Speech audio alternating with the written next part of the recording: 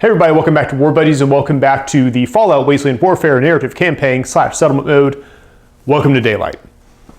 From last time's polls, what you guys thought, since we had the mysterious individual show up and try to recruit Nora and the gang for a raid, you guys thought, yeah, let's do it. Let's join the fight.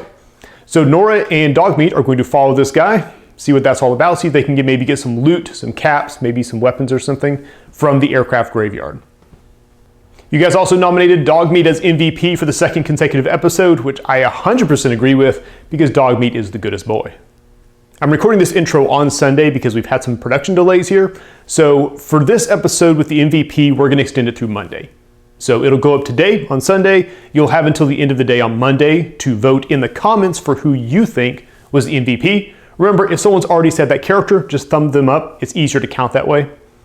And we'll have until, we'll say the end of the day on Thursday to vote at the poll in the description below as to what the character should do next. And we'll talk about those options at the end of the episode once we see what happens at the aircraft graveyard in today's raid. Yeah, welcome back to Daylight. We got a few changes going on at the settlement, which we'll talk about here in a second, including some very suspicious eggs hanging out near the generator, blaming Codsworth. But before the show can get on the road, let's go ahead and do settlement mode and see what kind of equipment we're bringing into this next battle. We're going to kick off the build phase for Daylight, and we've got 280 caps from last battle report. So we're going to spend 100 caps, give ourselves a weapon rack there. That's going to let us draw and keep some weapon cards. We're going to spend 60 to get another maintenance shed so we can bring more stuff home when we're done.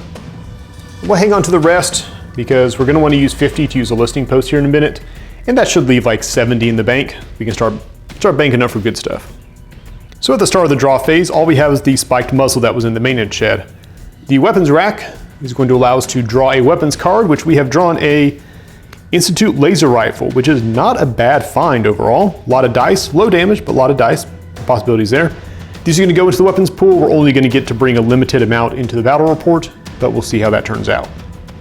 For the explored card, we're going to use the listing post to draw one, and we get, what's that, Dogmeat? Little Timmy in the well? No, stupid caravan master is stuck in quicksand. We have the option to help him. If we help him, we'll get 75 caps, but then Nora will start with a damage point. So we're going to be nice people today because I'm having a good day. We get the 75, but Nora will start the battle with 1 damage. Since the explored card didn't give us any items, our final tally is the Institute laser rifle and the spiked muzzle. We still only have 1 store. So one of these is going to have to go because we're only allowed to bring 1 into battle. We're going to bring the Institute laser rifle into this next combat. So that leaves Daylight with a balance of 145 caps at the end of this. We still had 70 after all those purchases, and we got another 75 from the caravan master that Nora and Dogmeat saved. So everyone's going to open up the weapon racks. They're going to arm up, charge up this new fancy laser rifle. We're going to go follow some dude into a very mysterious and totally not ill-fated raid.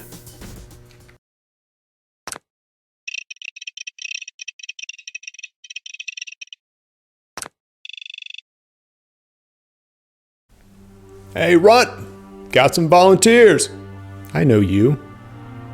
You used to be with the Red Hand. No, we are the Red Hand now. The boys call me Runt. And you let them? Alright, look. There's some sweet weapons in this graveyard, and all we gotta do is drop a few muties to get it.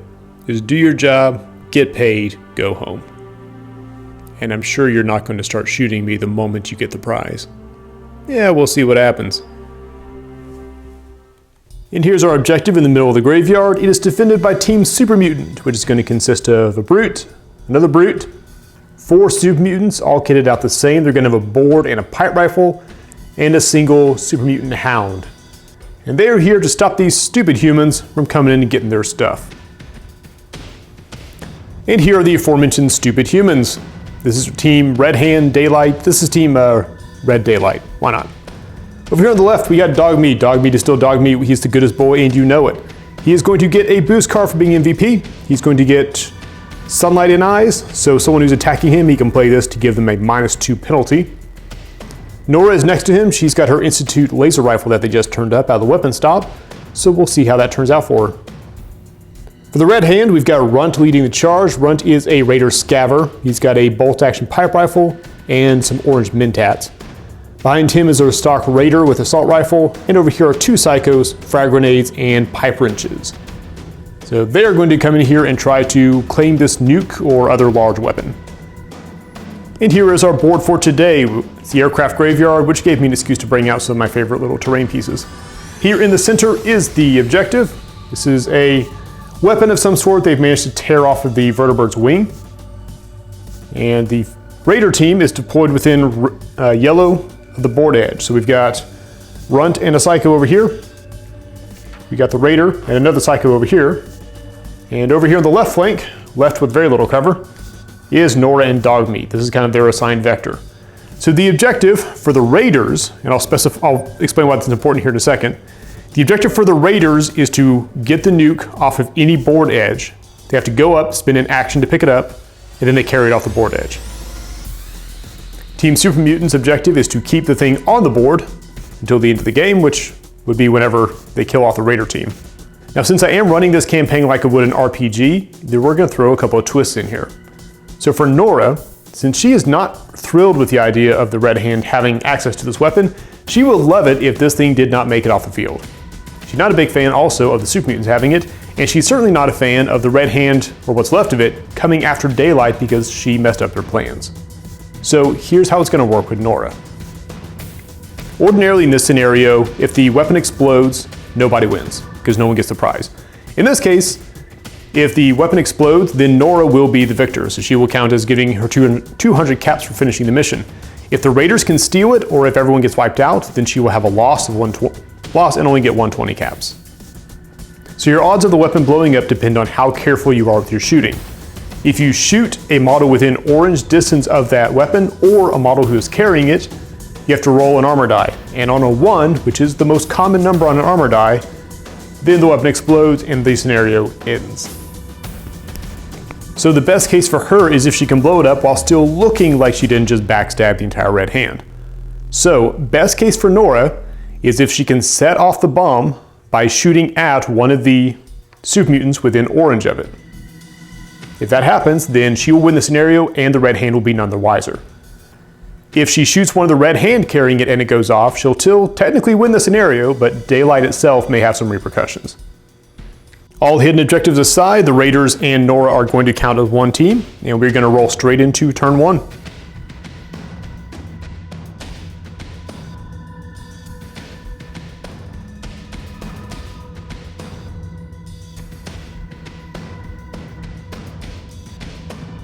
Our event card for turn 2 has the little flip icon, so even though it's turn 1, we'll get to preview it.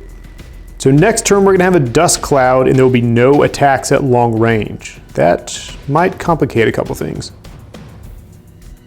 And as a heroic leader of this band, Runt is going to take charge, and I'm just kidding, he's not going to do that. He's going to send out the Psycho first. So we'll do Psycho, moves up red, and then we'll hustle up into something resembling cover for his second action. Super Mutant out front, he is selected to be next. He will hustle up yellow. And we'll put some shots at Runt with his pipe rifle. Shooting a pipe rifle at close range, he's hitting on 2s because Runt is in cover, and getting 3 die, only 1 damage on the pipe rifle. He misses, which is good because that would have hurt. This side of the board, Raider is going to get really ambitious, climb up onto the high ground, and take a shot at the Brute. That's long range for an assault rifle. He'll get 1 black die, and he's hitting on 4s. He misses.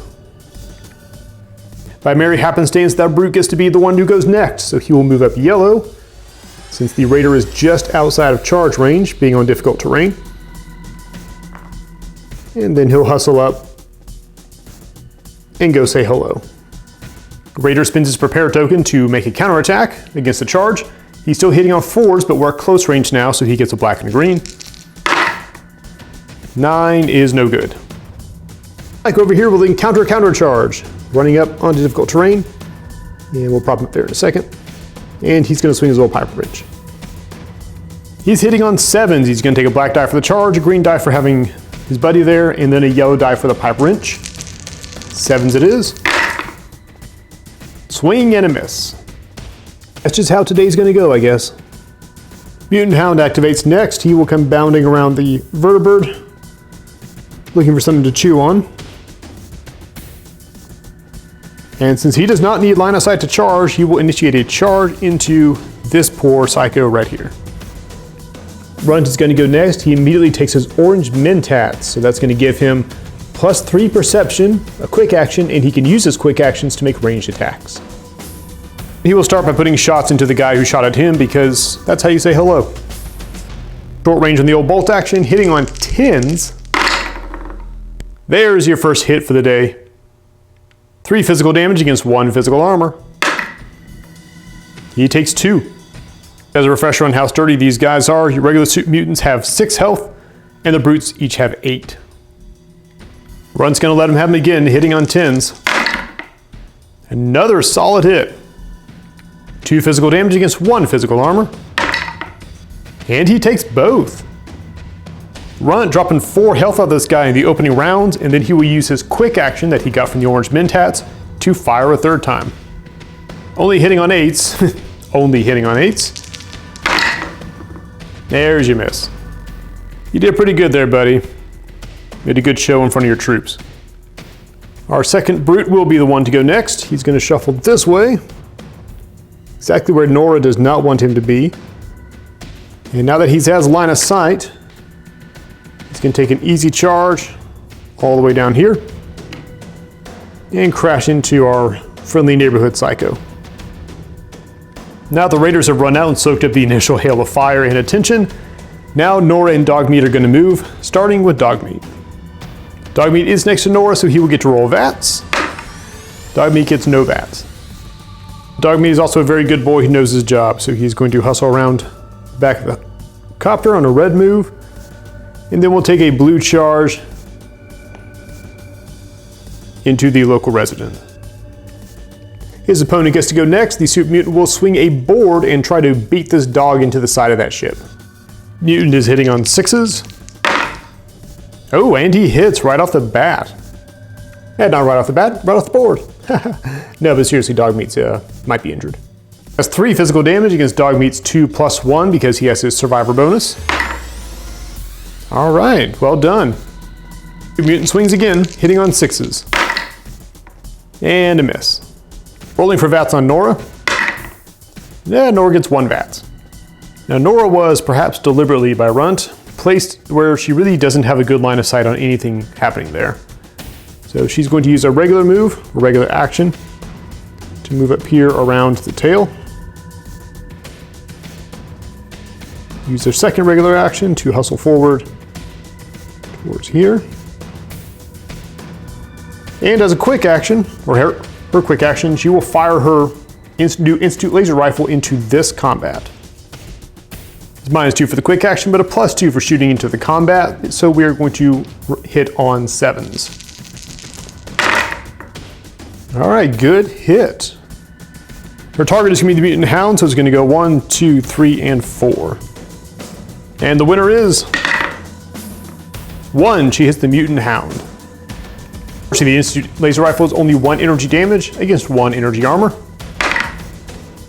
All right, it goes through. Gonna zap him.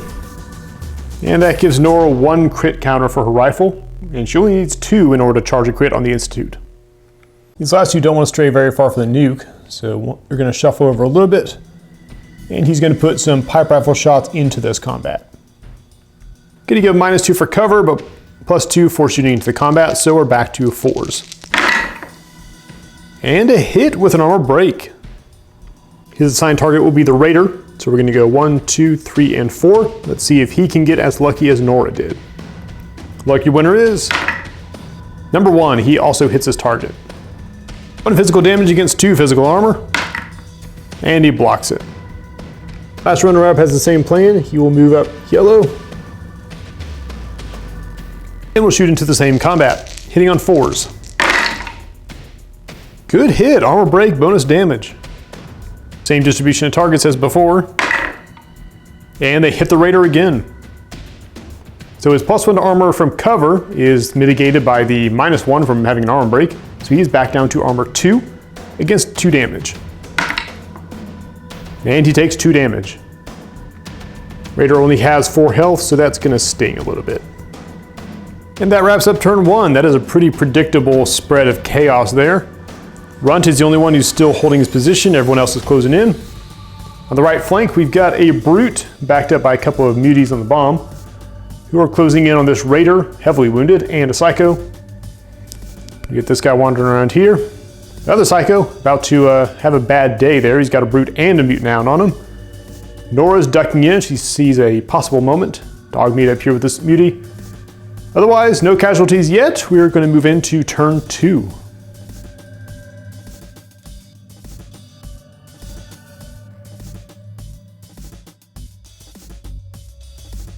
As a reminder, on this turn, there will be no attacks made at long range.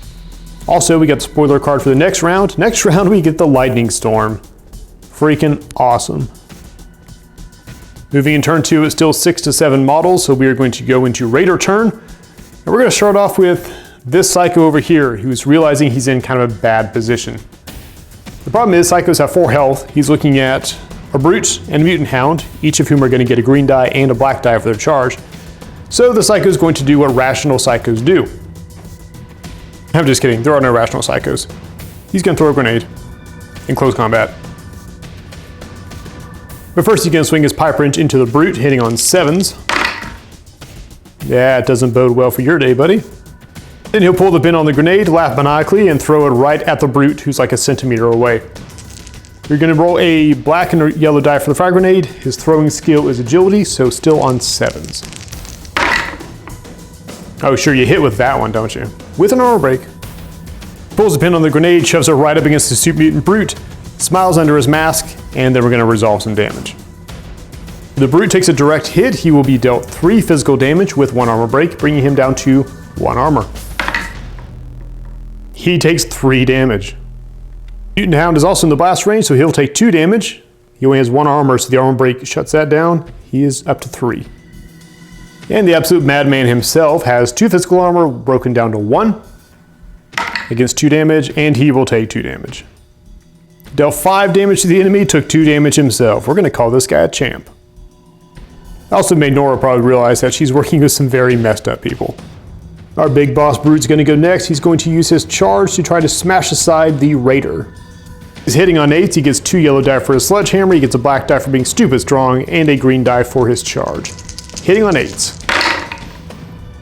Good hit, double armor break. Yep, leaps up on the terrain, crashes down, and this guy just sort of crumples off the side. Second shot will go into the Psycho without the green die this time. Still hitting on 8s. Hit, bonus damage, armor break. 3 physical damage against 1 physical armor. And he takes 3. Absolutely crushes the Raider and takes all but 1 health off of the Psycho.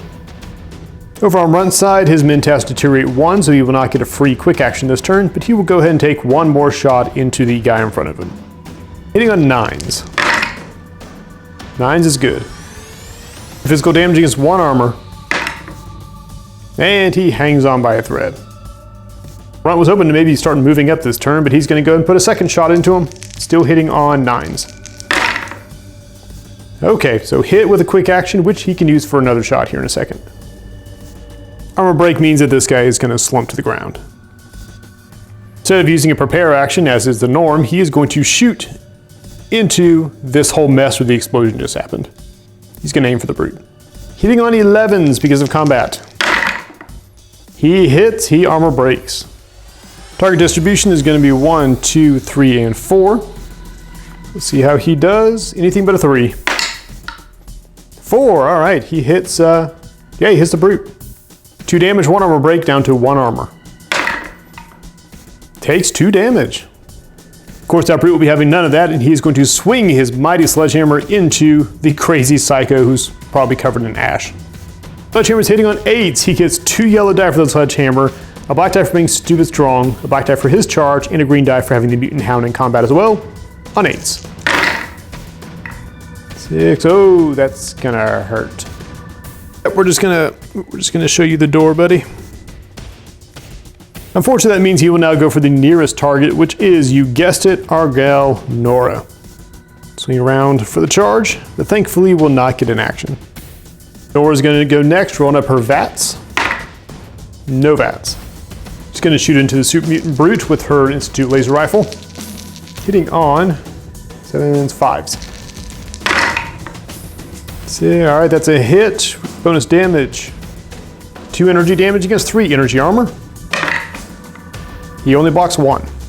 And that charges up her crit, so she'll use her other action to fire her crit at point blank range into the Brute. So her attack will automatically hit. It will deal 2 energy damage plus the following 3 energy damage with an armor break. So 3 energy damage. He's got 2 energy armor because they are in close combat. All right, 2 go through. He's at 6 damage already. That's just enough to burn a hole through him and drop him, which instantly makes Nora look like an absolute boss in front of all the raiders. Super Mutant attacking Dog Meat will go next, swinging with his board. Strength 6. Not a hit on that one. Swinging again. There's your hit with the damage. 3 physical damage against Dog Meat's 2 physical armor. He blocks 1, takes 2. Dog Meat right now, not a fan, but we'll get back to him in a second. Way over here, this psycho is going to, well, very much like his twin, laugh maniacally and do something stupid. Swinging with the pipe wrench on 7s. That's a hit, armor break. 2 damage against 1 armor. He blocks 1, takes 1. Hey, that was a really great hit with your wrench. Don't do anything dumb like pull out a freaking fragmentation grenade and throw that in close combat. But really, you should not give me frag grenades if you do not expect me to use frag grenades. So, hitting on 7s. 7s, bonus damage, armor break. So the Brute was a direct recipient of that attack, so he's taking 4 physical damage against 1 armor. He takes 4 damage. Little Psycho Buddy also takes 3 physical damage with an armor break, which is more than he's got. Went out on a high note. With that, I realized that this board has gotten empty really, really quickly. Just a quick head count. For Team Red Daylight, we've got Runt, Nora, Dog Meat. That's about it. Versus a mostly dead Mutant Hound, a mostly dead Mutant Brute, and then just a trio of regular old mutants in the middle. This has been a crazy, crazy round. As far as the mutants turn, the Mutant Hound is going to turn, charge into Nora. He's got the Hound Bite special, a black, yellow, and blue die. Black die for the charge, hitting on 6s. 9, nope. Swing and miss. Dog Meat is going to go next. He is still within Nora's range of Dog Handler, so we're going to roll some VATS. VATSing it up. No VATS. Dog Meat hitting on 6s. He's got the Dog Bite special with the black die. That is an excellent, excellent hit. Mushroom Cloud immediately breaks this guy's arm. It's going to give him -2 on his attacks. The rest is a 4 damage Dog Bite against 1 armor. He takes 4 damage. And the Mutie is going to use his prepared action to strike back at Dog Meat before the dog decides to do that again. His quick action brings him down to 4s. His broken arm brings him down to 2s, hitting with the board. And it's a miss. Good thing, too. Dog Meat going a second time with the Dog Bite, hitting on 6. 6 it is. Damage, armor break. Excellent. Damage against no remaining armor, and Dog Meat takes him down. But now the Mutie Cavalry is coming down. Bring him down here. And he's going to put some shots into Runt. -2 for cover means he's hitting on 2s. He's a miss. This guy's going to shuffle over. Trying to stay relatively close to the weapon. And he will put some shots into this combat. Hitting on 6s for shooting into combat. 6s it is with an arm break and a bonus die. 1 or a 3 is Nora, 2 or a 4 is the dog. Oh, that sucks, dude. That sucks because that's a 2 damage, 1 armor break, and that's all he's got. He's got exactly 1 armor and exactly 2 health left. Closes out turn 2. What a comparatively lethal turn. Couldn't get a single hit in turn 1. Turn 2, we have wiped out like over half of the forces. So the survivors are Runt, Nora, and Dog Meat. And honestly, Nora and Dog Meat are thinking they might be the only ones standing, and they can do with this weapon whatever they like. For the Muties, we've only got 2 Super Mutants here, And then this guy with 5 damage stacked on him. Moving into turn 3. Oh yeah, and there's a lightning storm.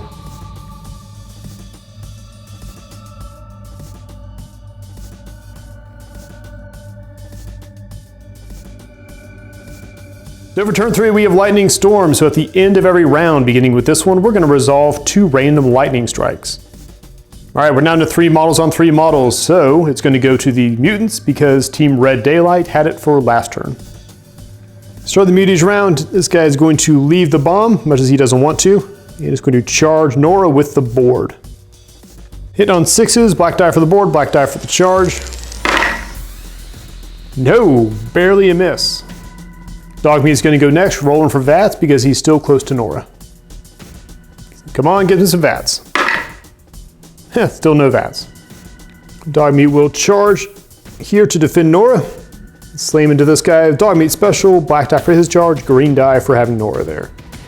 Hitting on 6s, bunch of dice. That's what I'm talking about. Good boy. 2 damage against 1 armor. He takes 2. Muties aren't looking great right now. It may come down to a question of whether or not it's Runt or Nora who gets to the bomb first. Meanwhile, he will shuffle up yellow. And will then finish his charge. He couldn't quite get the charge in with red distance, so a move and a charge will do it. Nora, since Dogmeat's here, is going to simply walk out of combat, thusly. Then roll for VATS, because John almost forgot. Yeah, all right, we got some VATS. She used a quick action to take a little short shuffle step, just to get herself within black range of the guy on the terrain. Hitting on 7s with the Institute laser rifle. 6, all right, wow. 3 damage total. Has 3 damage against 2 armor, and he only has 3 health left, so 3 or 4, he's going down. And there he goes. Laser suddenly takes him in the back, spins around, tumbles off the side here, closing him out. Meanwhile, Runt is the only one left, shooting at point blank range into the Super Mutant. He's still got +1 left on his mentat, so he's at 8, so down to 6 for shooting in close combat. 6 it is, armor break. 2 damage against 1 armor. 2 damage it is. I'll say this about Runt, he's been very consistent, pretty much 2 damage a shot. Second shot, 6s. Not quite. That was a very quick and dirty round, and I think it's pretty clear that the muties are on the out. So Dogmeat's fixing to take down his opponent here. This guy's tangling with Runt, but not making much progress. And Nora is sitting here looking at the bomb, wondering how she can use this situation to her advantage. Let's roll some lightning and close out the round. Somewhat humorously, our randomly selected targets for lightning were Runt and Nora.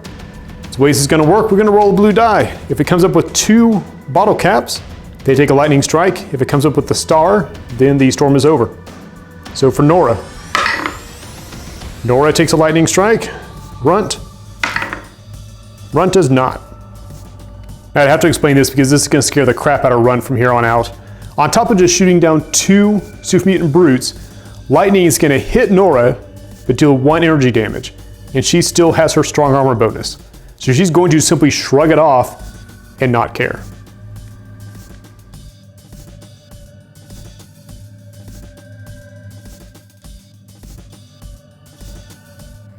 At the top of turn 4, vertibirds pass overhead, reminding everybody that the Brotherhood is theoretically in control of this area. Only 5 models left, so the muties are going to open up with finishing this charge into Runt. Swinging a board on 6s. Good board swinging. 2 damage against 1 armor. He takes 2 damage. And swinging a board, no charge bonus. 6s. Not quite. You got lucky there, bub. Dogmeat's gonna go next, try to bring down the last of the muties. Rolling Dogmeat VATS. No VATS for Dog. Dogmeat doing Dogmeat things on 6. Beautiful. 2 damage against 1 armor. Takes 2. And 1 more attack, see if he can bring him down. He cannot. Mutie's gonna swing back with the board. Normally on 6s, but Dogmeat's going to use his Sunlight in Your Eyes boost to put in -2, bringing him down to 4s. Oh, that is freaking perfect. Just barely a miss. Our hero Dogmeat would like to thank everyone who voted for him for MVP last game because that was really close. An attack will be hitting on 6s. And it's a miss too. Bunch is still all tied up down here. He's going to frantically shoot at close range. He's a raider, so he has meant to stick around for 1 extra round, so he is still on 8 perception, 6s to hit. Nope. And second shot. Oh, just barely with an armor break. 2 damage against 1 armor. 2 damage. Nora's our last one. We're gonna roll up some VATs.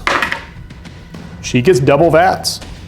She will open up with a shot into this combat, shooting at the Mutie. Hitting on 9s for shooting into close combat.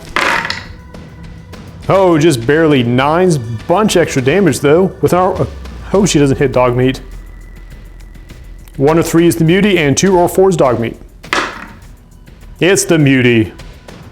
That will simply drop him outright. So next action, she will move up to the weapon itself. And the original plan was to try to blow it up, try to make it look like a mystery, but honestly, there's really nobody left around except Runt. So she's gonna pick it up, but she's not gonna give it back to the red hand. We're gonna close out there because it will be relatively easy for Nora to simply walk off the board edge, and you guys don't need 10 more minutes of that footage. So this is gonna be unquestionably a Nora victory, and most definitely a red hand loss. Okay, let's not do anything stupid right now. Give me your gun and your shoes. My shoes? I'm betting it's a long walk back to where you came from. And I want to make sure my friends and I have plenty of time to decide how we're going to handle you when you come back. So you're not going to shoot me? I'm thinking about it. For now, run back to whatever's left of the red hand and let them know that daylight is not to be messed with. Go on. Yeah, we hope you guys enjoyed that episode. For this week's voting for what the characters should do next, we're going to do things a little bit differently because we've now run into one of the major factions. There are several groups, not as big as they were in Season 2, but several groups that are sort of still vying for control and influence over the Wasteland. And when we meet them, I want to know from you guys kind of what you think. So, in a more general sense, so Nora and Dogmeat are going to take their loot and they're going to go back to daylight. And because this went so phenomenally well for Nora, I'm going to figure out some sort of bonus based on this bomb that they were just able to haul out. But as far as the red hand goes, or the remnants of the red hand, there are 3 options as always. So first off, we can fight them. We can prepare for war, and the next time they send a messenger, we start throwing bullets and see what happens. 2, you can ally with them. We're actually allowing this because Nora just showed herself to be an absolute boss and raiders respect that. So we can make some overtures and see what they think. 3, you're gonna just ignore them because they lost Season 2. They're kind of full of fail sauce, apparently, maybe. And so we'll look at other problems. So be sure to vote down at the poll in the description below. You can talk it out in the comments and kind of see what you think, make your case. It's up to you guys. The next episode will be an encounter Nora has along the way back. But I want to know from you guys, overall, what do you want to do about the red hand? So we'll see you in 2 weeks to figure out how that goes. Thanks for watching.